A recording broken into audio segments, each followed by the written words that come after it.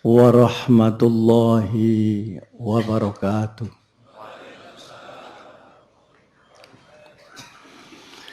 Bismillahirrahmanirrahim. Alhamdulillahilladzi allafa baina qulubina. Fa asbahna bi ni'matihi ikhwana. Walladzi qala fi kitabihil aziz wa daraballahu masalan qaryatan kanat aminatan mutmainnah ya'ti rizquha raghadan min kulli makan fakafarat bi an'amillah fa'azaqahallahu libasal ju'i wal khawf bima kanu yasna'un. Allahumma salli ala sayyidina wa maulana wa syafi'ina wa uswatina wa habibina wa qurrati a'yunina Muhammadin sallallahu alaihi wasallam wa ala alihi wa sahbihi ila yaumil qiyam. Subhanaka la ilma lana illa ma 'allamtana innaka antal alimul hakim. Rabbana atina min ladunka rahmah wa hayyi lana min amrina rasyada. Amma ba'd. Ashabal fadilah, hadratil muhtaramin, para alim ulama, para kiai, para sesepuh, khususipun mustasyar dan syuriah Nahdlatul Ulama,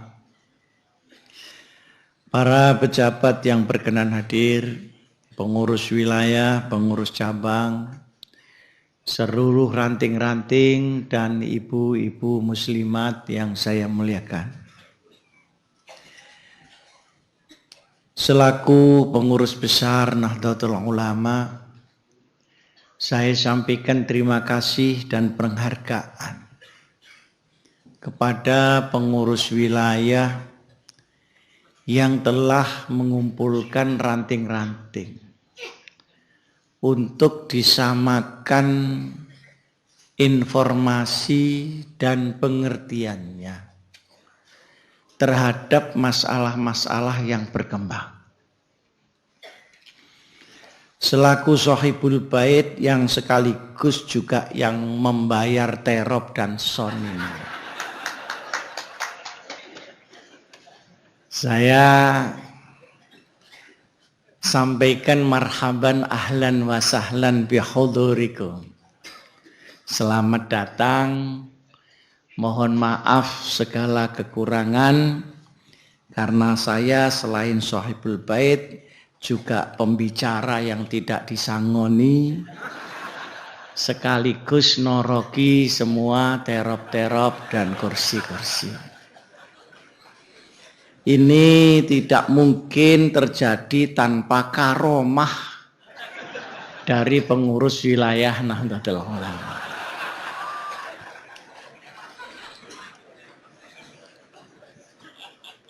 Nawaitu kita berkumpul di sini untuk meng-NU-kan kembali orang NU sebagai ajaran. NU sebagai perilaku dan NU sebagai langkah perjuangan. Tidak hanya NU karena keturunan, keluarga atau lingkungan. Jadi kita lakukan tajdidun niyah fin Nahdlah. Memperbaharui kembali niat dan sibghah kita di dalam ber-NU. Mengapa? Secara tafaulan NU mempunyai elemen-elemen yang lengkap untuk menyelamatkan umat dan bangsa Indonesia. Mudah-mudahan juga sebagai rahmatan lil alamin. Unsur-unsur yang ada di NU, baik cara berpikirnya, cara hukumnya, cara dakwahnya, cara siasahnya, ini memungkinkan untuk memperkokoh Indonesia atau sekaligus menyembuhkan luka-luka Indonesia. Nah, secara salabiyah, secara keprihatinan kita, karena sekarang ini kita menghadapi jarak yang cukup panjang antara pendiri NU dengan kita. Jarak yang panjang ini mengakibatkan lahirnya 3 generasi.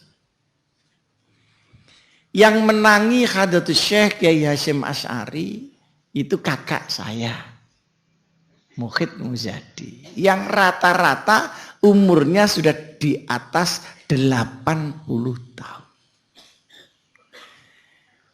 Yang kita ngumpul di sini, ini keduman ulama di bawahnya. Sedang anak kita, generasi yang baru, belum keduman apa-apa.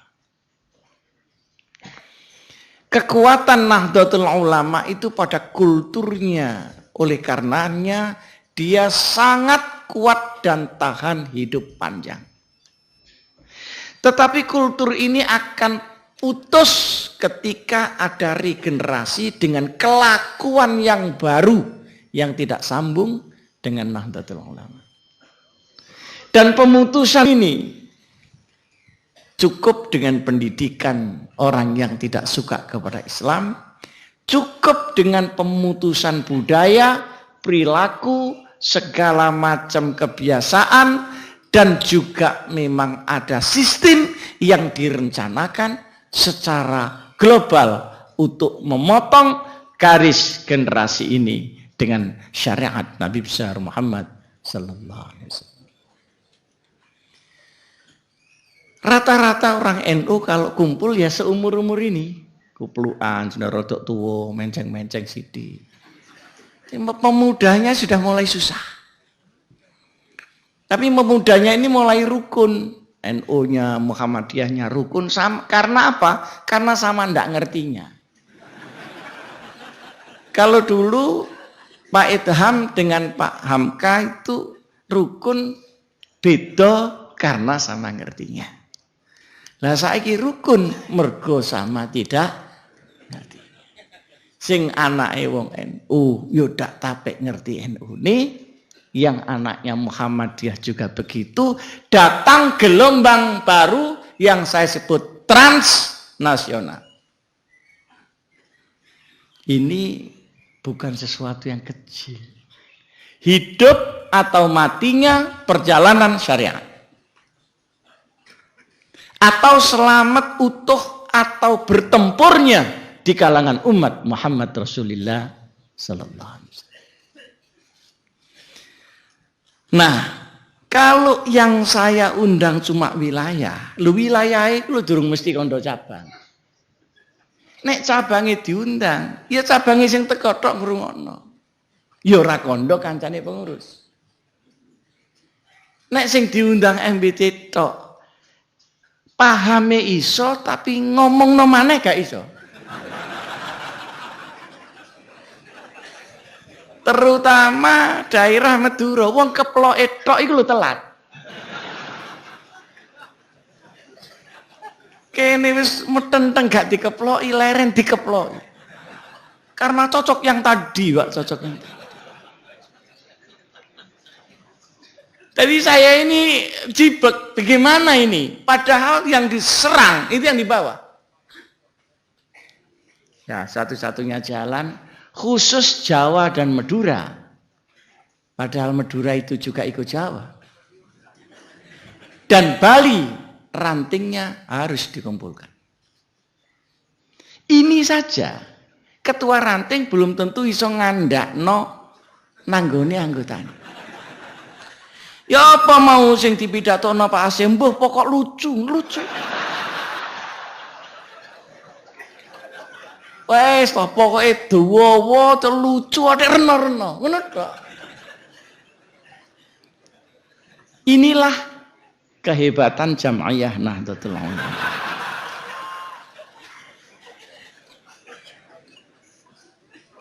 Jadi bagaimana? Harus pada grassroots-nya. Dan kemudian kita ingin mengembangkan NU ini. At-tasfiyah dan tanmiyah. Tasfiyah artinya NU kita harus murni. Tanmiyah, kemurnian itu dikembangkan karena zamannya berputar. Saiki wis ora iso ngomongi wong dasenan haram iku wong sing pidato iku wis do dasian. Kita sudah tidak bisa mengambil keputusan mengenai masalah-masalah muamalah hanya dengan ulama tanpa orang yang ahli pada bidang muamalah itu. Ngukumi bank, wong bank kudu ditekakno. Ngukumi asuransi, ahli asuransi harus datang. Ngukumi bursa efek, bursanya harus didatangkan. Ngupumi aborsi harus didatangkan ahli-ahlinya itu, baru tabayyun summa tahqiq, sehingga memerlukan tanmiyah.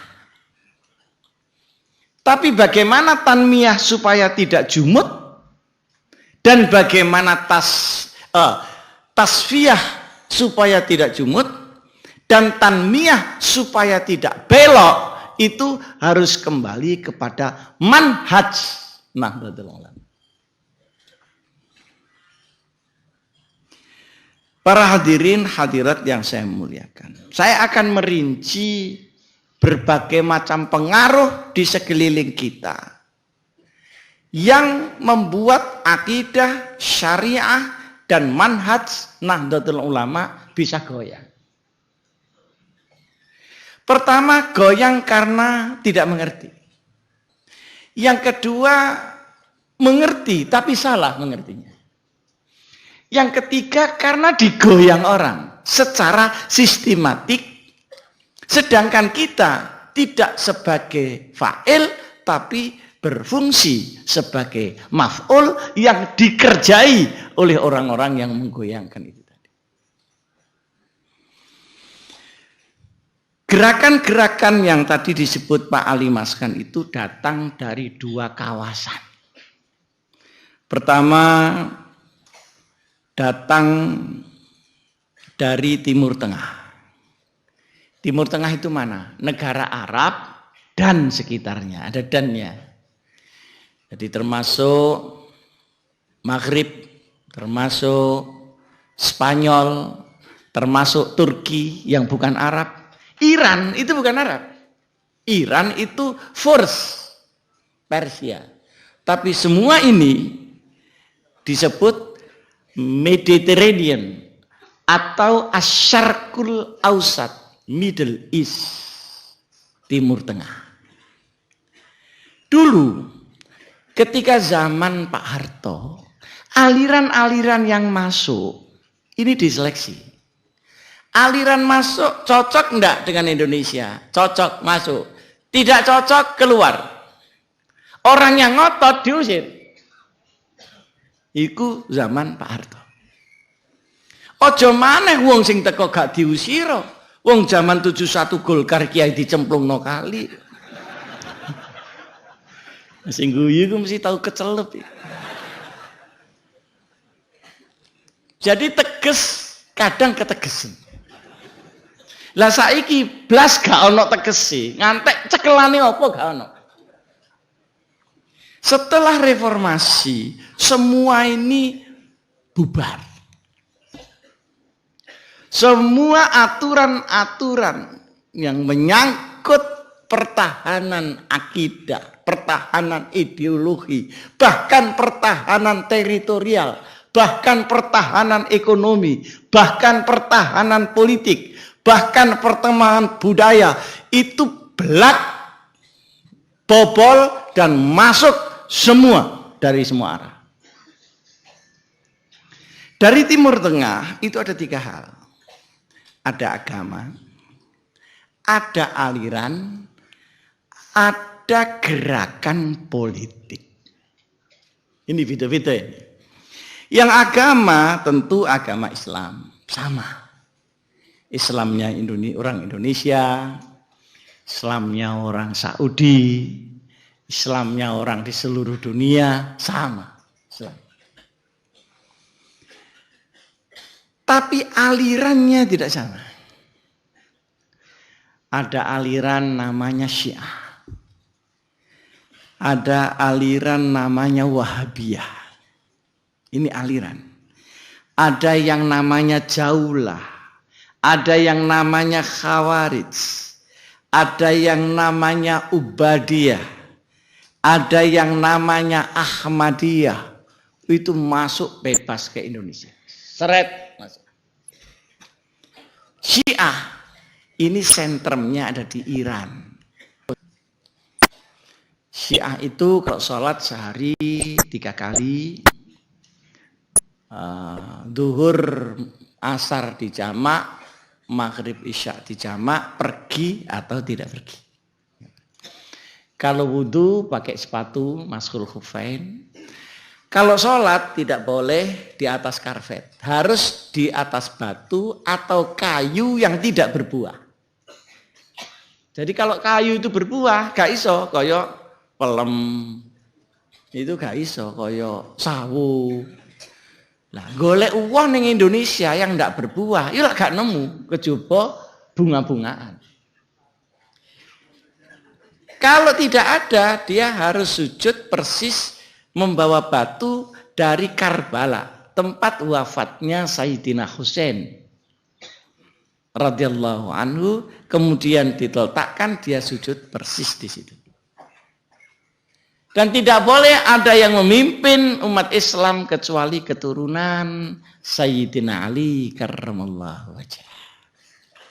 Jadi sampean jadi pemimpin Syiah itu gak iso, jenenge Supardi. Iso dadi imam top, imam utama. Iso. Harus ayatullah siapa, hujjatullah dan sebagainya. Dan Syiah mempunyai sistem komando. Karena sistem komando itu ikut rukun iman. Oleh karenanya hari ini ya tahadus bin nikmah. Hari ini yang namanya Israel sama Amerika itu yang paling diwedeni itu Syiah. Karena dia dengan komando, negaranya di sini utuh, kakinya ada di mana-mana. Jadi begitu digerakkan bersama-sama, itu luar biasa. Ada Syiah, ulamanya dibagi 2. Jadi Syiah itu isinya bukan mut'ah tok. Sing dilingi ki Pak Ali kan mut'ah tok. Kena apa ndek ngongkon wong sabar nang bojone, sebab saiki diuring-uring bojone terus.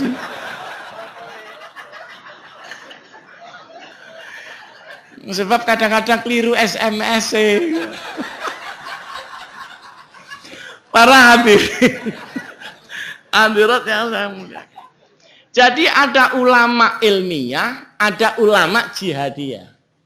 Yang ulama jihadiyah itu yang berada di front pemimpin perang di lapangan. Seperti Nasrullah. Itu memimpin Hizbullah. Kekuatan Hizbullah itu 10 kali lipat kekuatan negara Libanon. 10 kali lipat. Di Irak itu ada namanya Muqtada Sadr. Dia punya fraksi yang paling bisa menekan Amerika di sana karena sistem komando itu. Oleh karenanya menghadapi Syiah dengan kekerasan itu salah. Karena dia sendiri keras. Uang iku nek ngadepi ake, iku aja mbok tutuki, gak iso. Ledek iku tutuke iku. Berikan dia bil hikmah wal mau'izatil hasanah wal mujadalah billati hi ahsan. Ini yang enggak ngerti biar enggak ngerti aja. Itu cara, karena saya dari sana. Nah, sedangkan Syiah ini orangnya sederhana, tidak suka bermewah-mewah. Jarang rumahnya Syiah di mana-mana itu besar dan baik. Sama seperti kiai-kiai kita di sini, karena memang sumbangannya kurang. Tapi banyak mereka ini yang memang sufi. Ini bedanya di situ. Cuma yang enggak enak itu kalau sama sahabat lain itu ngelokno, ini enggak enak. Terus kadang-kadang sing kebabasan, tapi sudah enggak ada sekarang yang hulal itu sampai ngarani kalau malaikat Jibril alaihi salam itu keliru. Ngenehnone wahyu keliru. Mestine nang Sayyidina Ali kok nang Kanjeng Nabi. Iki wis stres dong, iki wis. Bulan. Ini Syiah, ini masuk di Indonesia. Dan ketahuilah, negara Iran membiayai Syiah di seluruh dunia tanpa batas. Berapapun yang diperlukan. Sementara NU menghadapinya dengan proposal di mana.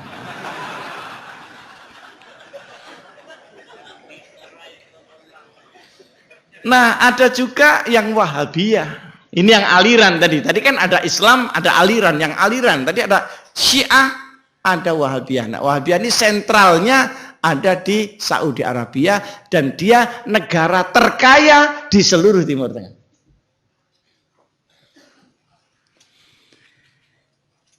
Bedanya tidak sebanyak dengan Syiah karena masih menggunakan mazhab Hambali, masih menggunakan mazhab Maliki kadang-kadang.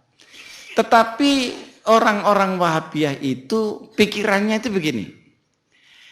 Karena Rasulullah Shallallahu Alaihi Wasallam itu lahir, besar, berjuang, dan wafat di Hijaz, maka apapun yang tidak ada di Saudi Arabia dianggap itu di luar syariat Nabi besar Muhammad Sallallahu Alaihi Wasallam. Pikirannya itu gitu.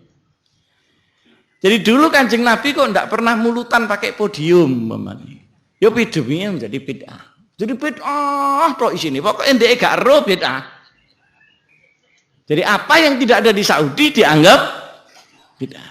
Tapi kadang juga enggak konsekuen. Mulutan enggak boleh. Tetapi heritage, aturos. Di sana saya pernah diundang memperingati 60 sekian tahun Raja King Saud. Nah, ini lah pada mulutan, pada ambil khol. Muangan tok isine niku. Itu ndak haram. Jadi sebenarnya hukum di sini ada politisasi di situ. Membuat partai di Saudi itu beda. Ini aliran. Ada juga aliran namanya Jaulah. Muter aja di masjid-masjid, mbek nggawa kompor. Sarungan dicincing tapi gak katokan. Ngono terus gayane glembus-glembus, mergo nek glembus iku ketok ikhlas ngono. Nitik lakon Kanjeng Nabi. Padahal Kanjeng Nabi gak tahu nggawa kompor. Ini Jaulah. Jaulah ini pusatnya ada di Pakistan. Ada lagi Khawarij. Wah, ini sing gawat ini. Layak balul khata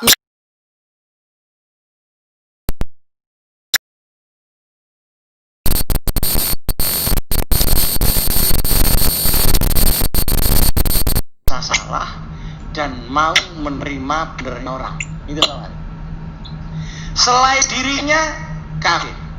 Nah, kalau seperti ini kemudian bergeser menjadi gerakan politik, maka dia akan perang terus-menerus.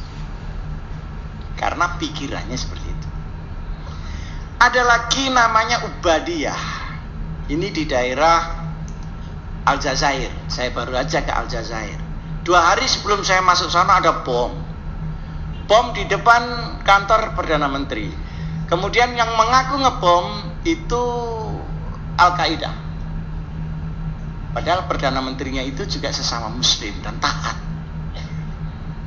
Sehingga berbeda aliran di sana itu dianggap berbeda agama. Ada lagi Ahmadiyah. Nah, ini yang sudah sering kali kita dengar. Itu juga dari Lahore, juga dari Qadian, menganggap ada rasul lain setelah Nabi besar Muhammad sallallahu alaihi wasallam.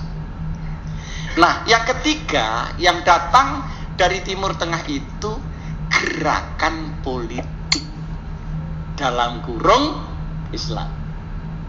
Tapi titik beratnya adalah gerakan politik. Seperti di Indonesia ini kalau mau membedakan Islam dengan politik itu kan gampang aja. Islam seperti ini. Nah, kalau P3 itu sudah gerakan politik. Nah, kalau gerakan politik itu dalil, itu wis gak mesti jalan lain. Kadang-kadang langsung masuk tafsir jalan lain. Wong kabeh ya tahu P3 jadi P3. Kalau nyerang Golkar itu wala takroba hadihis.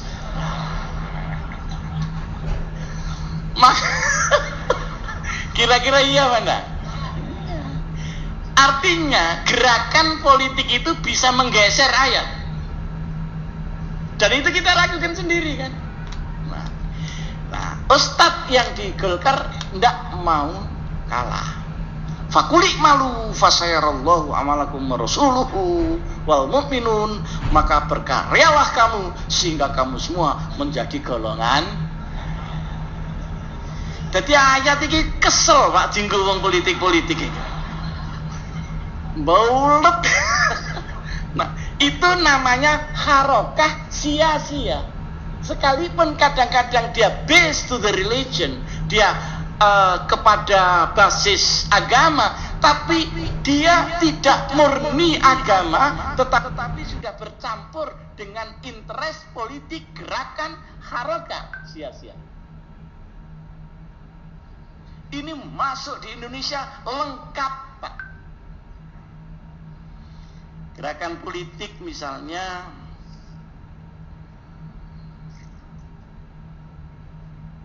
Hizbut Tahrir. Tadi yang saya sebut itu apa? Disebut oleh Pak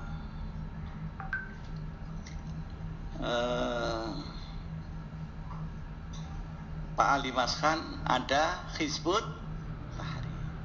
Hizbun itu artinya partai politik Pak, saking cara Arab. Lah wong Jawa itu sangka nek cara Arab iku ono ganjarane. Lah iku apa? Tapi yang ngrungokno lagu iku sangka nek Umi Kalsum iku Allah. Padahal iku roman di sini, Pak. Tapi mereka saking gobloke sing ngrungokno. Salah reken selawat ta. Maca koran ning Mekah. Ono gambare bal-balan ditulis Sayyid Maradona. Jare sing maca, waduh ya menangan wong pancen Sayyid ndek.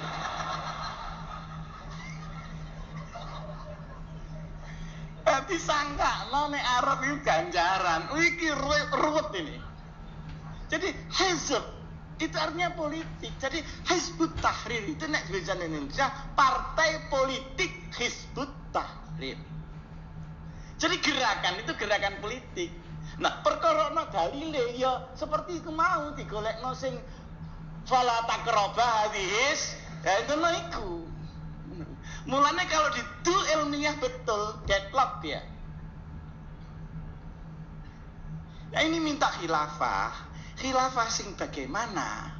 Itu juga tak jelas. Ini seperti Abu Bakar Siddiq apa Abu Bakar Ba'asyir yang dimau? Dan khilafah itu bentuknya seperti apa? Karena khilafah di Timur Tengah sendiri tidak ada. Di tempat Timur Tengah itu hampir semua, tidak semua Pak, hampir semua di negara Timur Tengah Hizbut Tahrir itu dilarang. Kenapa? Karena jurusannya dia akan mengganggu kekuasaan yang sedang berkuasa. Apalagi di Eropa. Di Inggris semua masjid-masjid yang dikhotbahi Hizbut Tahrir ditutup. Kenapa? Karena dia mempersoalkan konstitusi Inggris itu. Jadi orang mulang ngaji, Pak. Ya orang gawe madrasah ngegeri konstitusi tok, khususon wabil khusus kerjaan. Maka kalau ono Hizbut Tahrir gawe madrasah, ya nggak selabaran nanggone madrasah. Nah, garis keras ini gampang dipakai orang. Saya tidak mengatakan bahwa garis keras itu bikinan orang di luar Islam. Tapi saya mengatakan kekerasan yang berdasarkan agama gampang dimanfaatkan oleh di luar Islam untuk menjelekkan Islam yang pertama, yang kedua untuk membuat problem di kalangan umat Muhammad Rasulullah SAW. Karena dengan itu tidak mungkin ada persatuan. Ada yang namanya Ikhwanul Muslimin. Nah, Ikhwanul Muslimin ini pecah dua. Ada yang tetap keras, sebagian masuk Hizbut Tahrir. Ada yang melakukan gerakan secara demokratik. Jadi ya bisa jadi wali kota, jadi DPR, jadi anu dan ini. Sehingga pada ujungnya nanti tetap tatbiqus syariah lafzan, sebagaimana juga NII. Cuma kalau NII, DI dan sebagainya itu domestik Indonesia. Kalau ini agen dari gerakan politik internasional. Sampai di sini paham enggak ya? Kira-kira nek mulai ning desa nyeritakno maneh. Engko nang kliru bentul internasional, Pak. Para bapak sekalian. Ya wis rungokno ae mosok gak paham, sesuai paham. Ada lagi yang Ikhwanul Muslimin ini yang boleh di Timur Tengah cuma di Mesir, di lain-lain negara dilarang. Di Syria saja dilarang. Di Yordan dilarang, apalagi di negara kerajaan yang merasa terancam, Saudi lah, lalu negara-negara Teluk. Sehingga Ikhwanul Muslimin dan Hizbut Tahrir itu posnya di Timur Tengah tidak jelas di mana, tapi pindah-pindah. Cuma orangnya memang militan.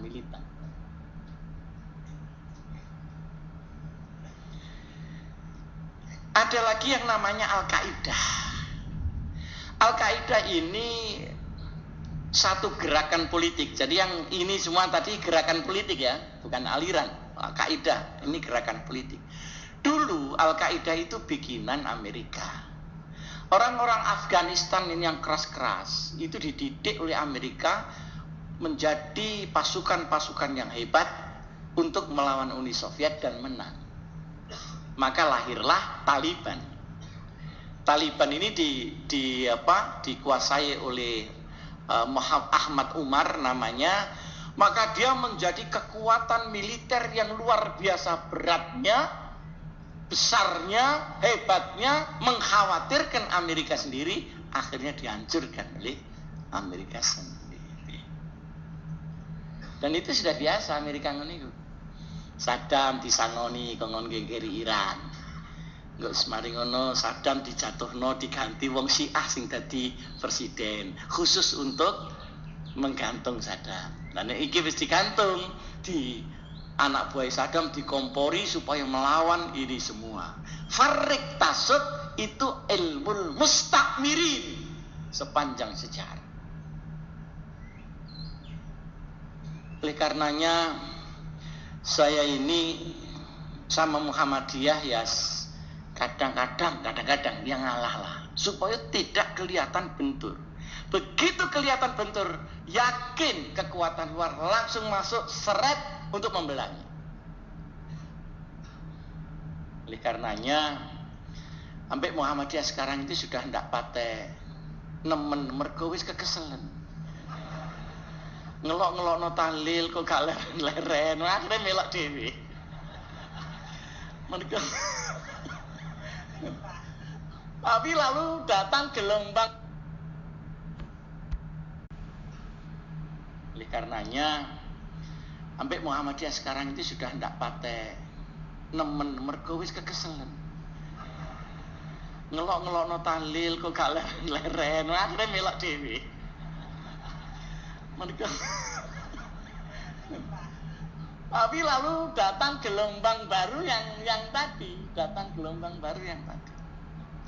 Ada yang Al-Qaeda ini wawasan alirannya itu mirip Khawarij. Tidak persis, tapi mirip. Pokoknya selain dia salah. Selain Islam itu kafir. Dan ini berlaku bukan hanya untuk agama, tapi juga untuk negara, juga untuk perdagangan, juga untuk toko. Iki toko Islam, iki ya toko kafir. Nah iki negara Islam, ini ya negara kafir, kebalikannya. Dia selalu berpikir hitam putih. Nah karena Indonesia tidak negara Islam resmi, maka dianggap negara kafir, boleh dibom. Seperti Azhari. Itu dari Malaysia, bukan dari Indonesia. Karena Azhari Indonesia itu punya bom, tapi lain lagi, namanya Ayu Azhari. Itu ya ono bomi, tapi ya luar biasa ya. Insya Allah kita menghadapinya minas sobirin kalau yang ini.